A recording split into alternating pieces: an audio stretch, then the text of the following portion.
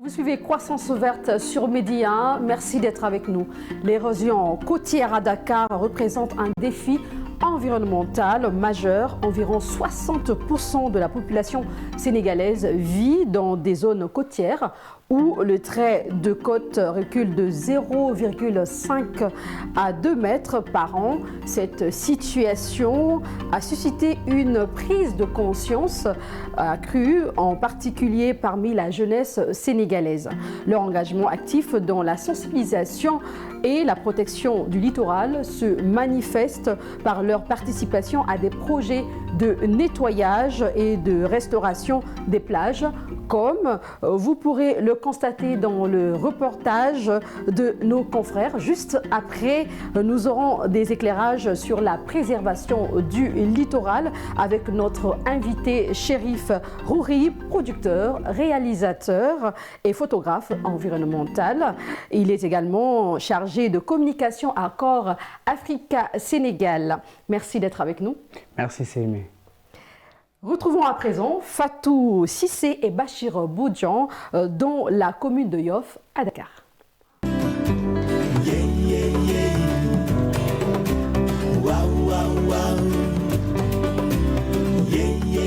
La commune de Yoff est un village traditionnel de pêcheurs situé au nord-ouest de Dakar. Elle a une large ouverture sur l'océan Atlantique, communément appelé le littoral de Yoff.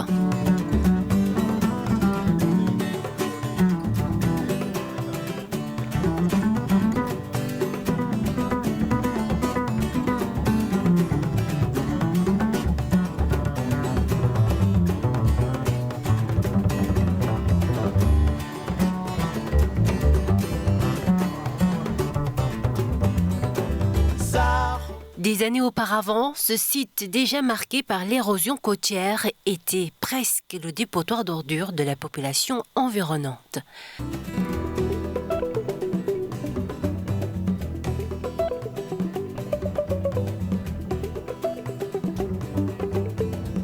Aujourd'hui, une vague salvatrice de jeunes militants écologistes a balayé l'espace, lui donnant un aspect plus salubre.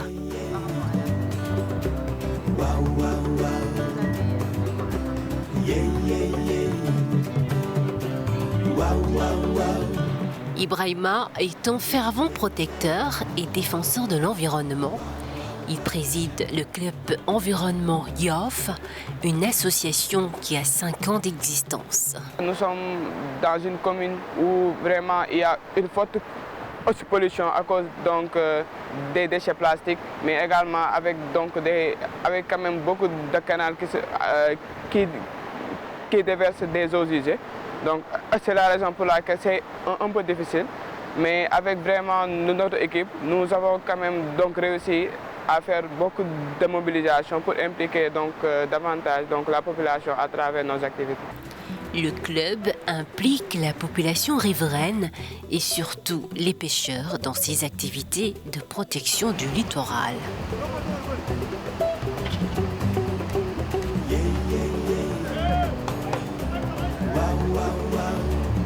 Descendre vers la plage, essayer de les appeler à faire des gestes comme quoi que nettoyer le littoral.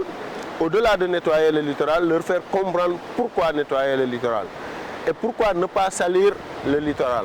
C'est ce qu'on est en train de faire et on a eu à avoir beaucoup de progrès vis-à-vis de cela jusqu'à ce que des pêcheurs prennent des initiatives.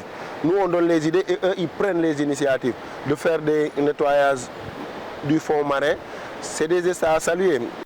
Les membres de ce club n'hésitent pas à développer des activités ludiques et sportives pour engager les jeunes dans la protection des plages.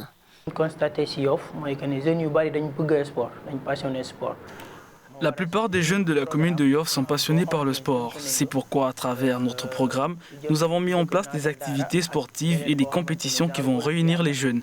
dinañu permettre ñu oo ndaw yooyu noonu à travers li ñu bëgg muy sport bi. Et par la même occasion, les sensibiliser sur les questions environnementales, c'est-à-dire leur apprendre à protéger la nature, notamment comment faire pour préserver le littoral. Véhiculer wala message yi ñu bëggoon ci côté environnement aussi di defaale activités. Il s'agit en gros de leur donner le bagage nécessaire pour qu'ils puissent à leur tour appliquer le bon geste. Au premier geste,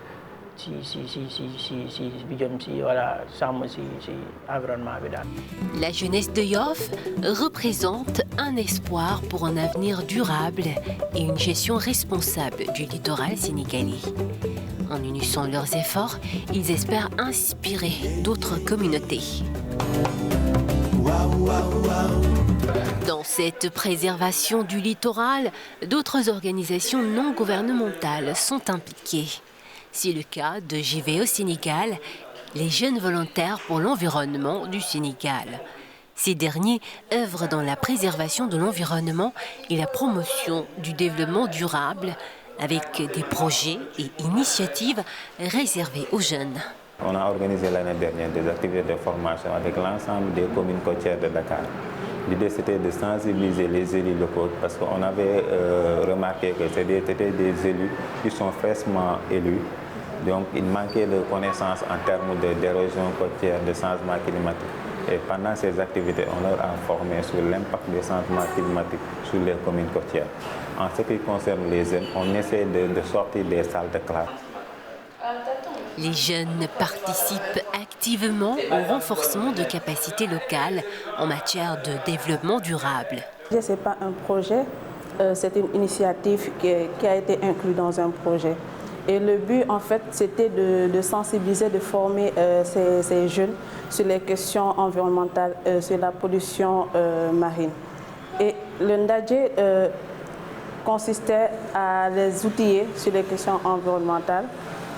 Ça sortait un peu du cadre ordinaire des ateliers de formation parce qu'il y avait des échanges entre des fois des formateurs, des experts et entre l'équipe de JVE et aussi les habitants de la commune.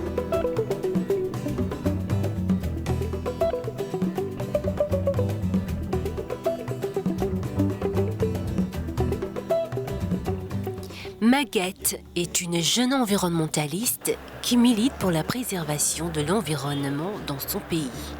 Elle aime s'exprimer sur les politiques climatiques et prône leur inclusion dans les décisions étatiques. Maguette s'attend à plus de réactivité de la part des autorités publiques. Différents moyens pour accompagner, soutenir les jeunes dans cette initiative. Les côtés publics, ils ont déjà la possibilité de les offrir des espaces de travail très simples où les jeunes peuvent réfléchir, proposer des choses, mais il y a aussi l'implication des jeunes dans les processus de politique publique en ce qui concerne l'environnement. Donc les politiques environnementales dans les communes, dans les départements ou dans les régions, il n'y a pas d'implication des jeunes. La menace de l'érosion côtière persiste sur le littoral sénégalais. Les jeunes, souvent en première ligne des mouvements écologiques, appellent à un changement de comportement face aux défis environnementaux. En collaborant avec les autorités locales, ils cherchent à instaurer un dialogue constructif sur les solutions à apporter. L'objectif étant de préserver le littoral et de renforcer la résilience des communautés riveraines.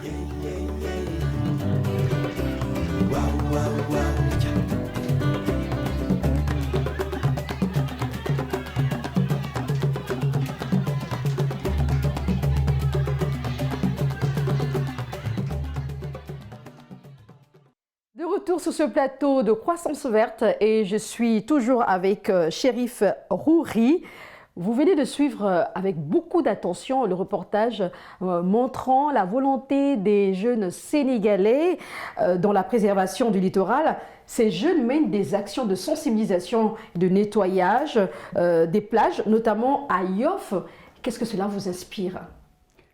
Cela me réjouit, cela m'encourage, mais cela me réconforte parce que c'est des jeunes que je connais, c'est des jeunes avec qui nous avons mené plusieurs activités dans la sensibilisation, mais surtout à poser des actions concrètes face aux défis climatiques.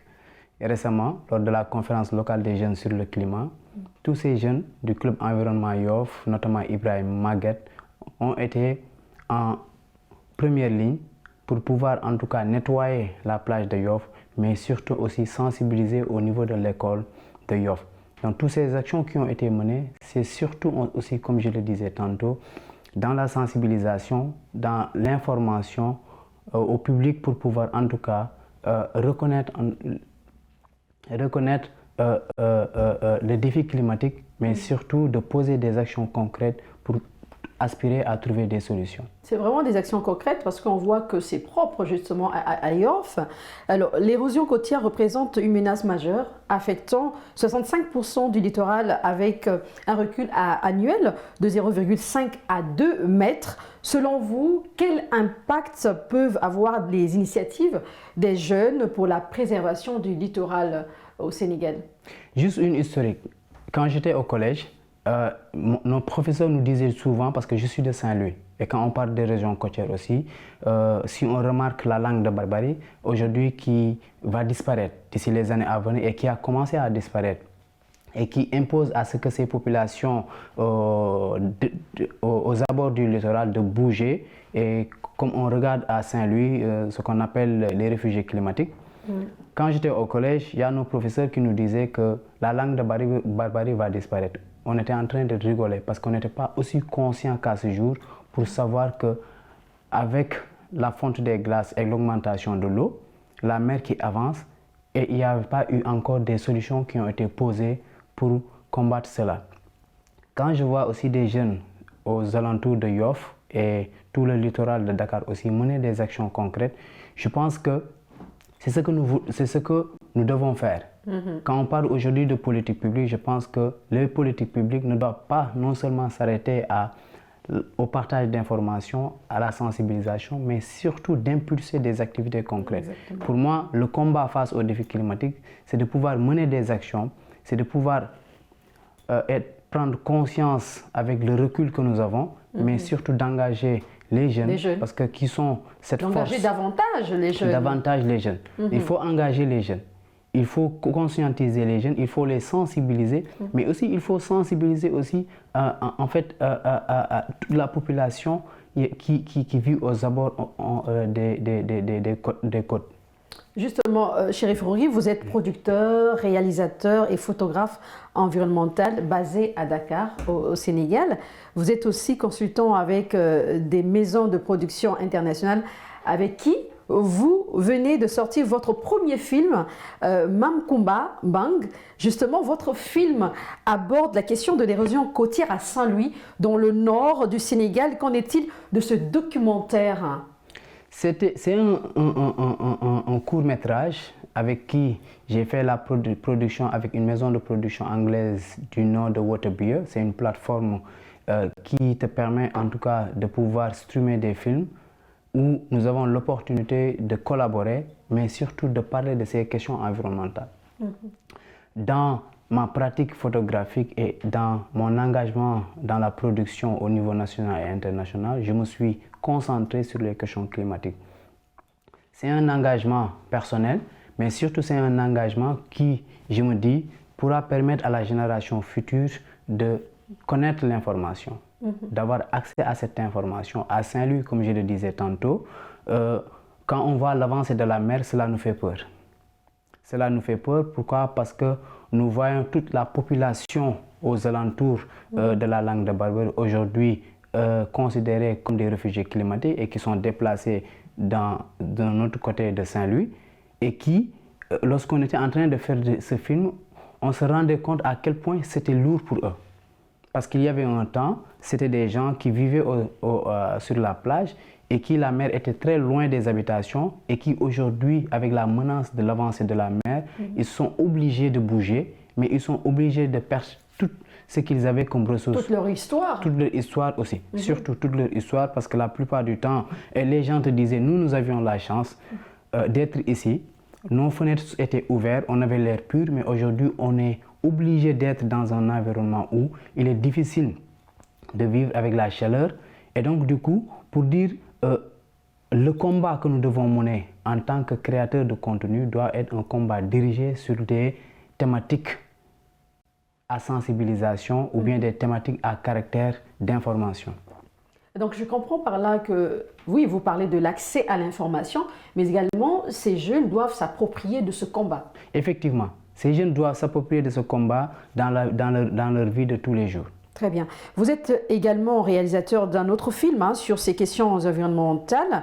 Il s'agit de Blue Carbon, qui a d'ailleurs été projeté à la COP28.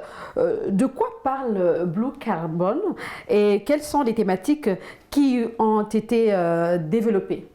Blue Carbon est un long métrage environnemental qui parle des questions sur la mangrove, les érosions côtières et les marais salants. Nous avons l'opportunité de filmer au Sénégal, à Saint-Louis et dans la zone Sine Saloum, mais nous avons aussi eu l'opportunité d'aller au Vietnam, la forêt Amazonie et en Floride. Donc Blue Carbon est un des films documentaires sponsorisés et accompagnés par CNN et non seulement projeté lors de la COP28 mais un peu partout dans le monde. Donc moi j'ai eu l'opportunité de travailler dans ce projet. Pourquoi? Parce que par la bonne et simple raison que j'ai fait toute la partie matérialisation et rédactionnelle et coordination ici au Sénégal, mais en même temps je suis caractère dans le film. J'avais écrit un projet de documentaire sur les femmes qui se battent dans la vie de tous les jours pour la préservation de l'écosystème de la mangrove et spécifiquement à Nemaba, et accompagné d'une exposition photographique. Et pour ne pas véritablement empiéter sur l'autre question peut-être qui va venir, c'est juste pour dire que Blue Carbon aujourd'hui est l'un des films documentaires qui a fait le tour du monde et qui est en train de mener son chemin et de montrer aussi les actions pérennes, continues, qui ont été menées par des communautés et plus précisément les femmes. Si je vois les jeunes faire des activités, de l'autre côté on voit les femmes qui sont engagées de manière volontaire à reboiser la mangrove, mais surtout à préserver cet écosystème pour pouvoir mieux en tout cas s'organiser, mais de bénéficier des ressources que la mangrove leur procure. Et vous voulez, tout à l'heure, vous voulez anticiper sur votre projet, je crois que vous voulez parler de Marée de Sueur, un projet que vous avez dénommé Marée de Sueur. Vous avez un autre regard artistique et dans votre projet, justement, vous avez mis en lumière l'engagement des femmes combattantes de l'environnement, préservant cet écosystème tout en développant une véritable économie communautaire. Pourquoi avez-vous porté votre choix sur ces femmes? Dans ma pratique photographique, j'ai eu la chance depuis 2016 de faire le tour du Sénégal 2 à 3 fois dans l'année. Je suis allé à Nemaba plusieurs fois, mais je n'ai jamais eu l'occasion d'aller à l'intérieur de la mangrove, de marcher dans la boue noire de la mangrove. La première fois où j'avais fait cette expérience avec les femmes, moi étant jeune, ces femmes qui me tenaient le bras et qui m'ont montré le chemin, comment marcher dans la mangrove. C'était une expérience unique et je me disais, mais voyons comment travailler ces femmes, parce que non seulement pas dans la préservation de la mangrove, mais surtout qui servait d'activité génératrice de revenus à travers l'ostréiculture. Et je me disais que ces femmes méritaient quand même d'être vues, d'être visibles, parce que si on regarde, chaque année elles replantent environ 4 à 5 hectares de mangroves de manière très volontaire. Et je me disais, si toutes les communautés qui vivaient aux alentours des zones humides faisaient cela, je pense que le combat face aux défis climatiques serait réglé. Et comme je le disais tantôt, pour moi, des exemples de cela, des actions concrètes méritent d'être visibles. Et ça m'a donné l'occasion aussi de faire une exposition que j'avais dénommée Marée de Sueur. Pourquoi? Parce que ces femmes travaillaient de manière très, je dirais, difficile, des conditions très difficiles. Elles avaient des blessures parce qu'elles n'avaient pas de chaussures adaptées. Elles rencontraient des situations où parfois il y a la montée de la marée. Elles étaient obligées d'attendre de passer la nuit à l'intérieur de la mangrove. Et parfois, si je me rappelle bien, en fait, la tragédie qui a eu lieu à Bettenty, parce que Nemaba, là où j'ai fait l'exposition, et Bettenty, c'est 45 minutes de pirogue. les femmes qui étaient parties aller chercher d'huîtres et qui a eu disparu comme ça, morte, et puis aux alentours de 7 à 8 femmes. Ça a été lourd parce que c'était très tragédique, l'unique activité qui permettait à ces communautés de vivre. Donc il fallait véritablement montrer un peu, tout petit peu cette souffrance, mais surtout aussi leur donner l'opportunité comme sous forme de reconnaissance. D'accord, nous parlons de l'érosion côtière. De quelle manière les jeunes peuvent-ils intégrer les nouvelles technologies ou encore les médias sociaux pour sensibiliser à l'importance de protéger le littoral? Pour moi, à travers des actions innovantes dans l'innovation, l'utilisation de nouvelles technologies, nous devons la réorienter dans ces genres de thématiques et dans ces genres de sujets. En dehors de cela aussi, l'utilisation des médias sociaux qui servent de plateforme pour accroître un certain nombre de publics, mais nous devons proposer des contenus ludiques et informatifs où les gens sont éveillés, sont conscientisés comme nous le faisons. Parce que moi, mon rôle en tant que créateur de contenu, c'est dans ce contexte. Je ne souhaiterais jamais, en tout cas, produire un contenu où le public cible bien déterminé n'aura pas l'opportunité d'être informé. Mais c'est un peu difficile aussi, ça demande quelque part des moyens financiers pour des personnes qui sont à Saint-Louis ou dans une autre région, réaliser des grands reportages ou encore des reportages de 2 minutes, ça demande quelque part aussi des moyens ou pas? Pour moi, ça ne demande pas véritablement de moyens. Parce que comme vous le savez, nous avons tous des smartphones et qui peuvent nous permettre de prendre des images, photos ou bien des vidéos avec lesquelles nous pouvons en une action, en 1 minute, conscientiser et montrer des problèmes. Dans le film, je dirais bien entendu Blue Carbon, il y a des séquences où c'est un téléphone qu'il a filmé à Saint-Louis. Et on l'a intégré dans ce film à caractère international, juste pour montrer que les gens peuvent faire des actions, peuvent mener des actions avec les moyens du bord. Avec un téléphone adéquat, un téléphone Android, si je comprends bien. Alors, le littoral sénégalais s'étend sur près de 700 km et correspond à la façade maritime de 6 régions, dont Saint-Louis, Louga, Dakar, Thiès, Fatick et Ziguinchor. Selon vous, comment impliquer davantage les communautés locales dans la préservation du littoral dans les régions touchées par l'érosion côtière? Pour moi, il faut d'abord les sensibiliser, les donner l'information, parce qu'il y a aussi ce problème d'accès à l'information, et mener des actions concrètes avec elles. Les communautés ont besoin d'être conscientisées, mais ils ont besoin aussi d'avoir l'accès à l'information pour pouvoir mener ces actions. Parce qu'ils sont assez disponibles quand même, ils sont assez engagés, mais il faut les encadrer. Et dans cet encadrement, il faudrait bien entendu les accompagner de manière très intelligente pour pouvoir en tout cas impulser quelque chose de concret. Et l'érosion côtière représente une menace, hein, comme je disais tout à l'heure. Vous, en tant que photographe environnemental, quelle initiative prenez-vous pour sensibiliser les populations face à ce phénomène? C'est vrai que vous êtes photographe, peut-être qu'on peut aussi se poser des questions, mais justement, vous avez un rôle à jouer. Vous avez déjà évoqué l'aspect film, c'est déjà bien. Est-ce qu'il y a d'autres initiatives que vous avez déjà prises? Effectivement. J'ai eu à faire une exposition photographique au niveau du musée de la femme Henriette Batelli, exposition qui a duré 40 jours où il y avait tous les médias présents, mais aussi montrer aussi les actions concrètes de ces femmes, comme je le disais tantôt. Nous, notre rôle, c'est de capitaliser des images, mais des images illustratives qui peuvent conscientiser et sensibiliser. Donc moi, ce que je donne, par exemple, comme partage d'expérience le plus souvent avec mes pairs, c'est une image vaut 1000 mots, comme nous le savons tous. À travers une image, on peut sensibiliser, à travers une image, on peut conscientiser, à travers une image, on peut partager l'information. Tout à l'heure, on a suivi les jeunes qui prennent des initiatives. Est-ce que selon vous, il y a aussi d'autres aspects peut-être qu'on peut aborder aujourd'hui qui pourront aider non seulement les jeunes sénégalais, mais également les jeunes africains dans d'autres pays pour faire face à ce fléau? Les jeunes ont toujours besoin d'être encadrés. Ils ont besoin d'être accompagnés, mais ils ont besoin aussi d'être ouverts par rapport à d'autres possibilités. Et je parle beaucoup plus sur l'accompagnement. Les politiques publiques, l'État, le gouvernement doit en tout cas voir toutes ces possibilités et réorienter en fait les actions des jeunes dans ces genres de thématiques et dans ces genres de sujets. Aujourd'hui, les jeunes sont très ouverts, très intelligents, avec l'accès à l'information, mais il faudrait les conscientiser pour pouvoir en tout cas les aider à mieux déterminer les points les plus sensibles sur tous ces genres d'actions et les mener de manière pérenne et de manière concrète. Donc les autorités sénégalaises, africaines doivent accompagner ces jeunes.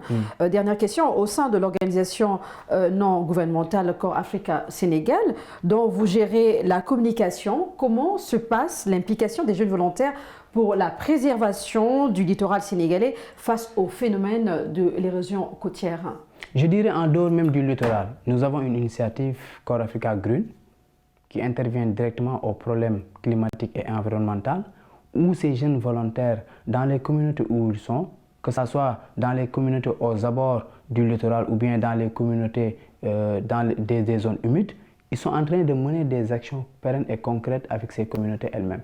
C'est-à-dire les conscientiser, partager l'information avec eux, mener des actions avec eux dans, par exemple, la replantation, par exemple, en fait, le partage d'informations, la conscientisation. Il y a beaucoup de choses que ces jeunes volontaires sont en train de faire et pour pouvoir en tout cas faire face à ce combat climatique. Merci beaucoup, Chérif Rouri. Je rappelle que vous êtes producteur, réalisateur et photographe environnemental, également chargé de communication à Core Africa Sénégal. Merci beaucoup. Merci. C'est la fin de cette émission. Merci à vous de l'avoir suivi. On se retrouve très bientôt sur la Pan African Media. Surtout, prenez soin de vous et portez-vous bien.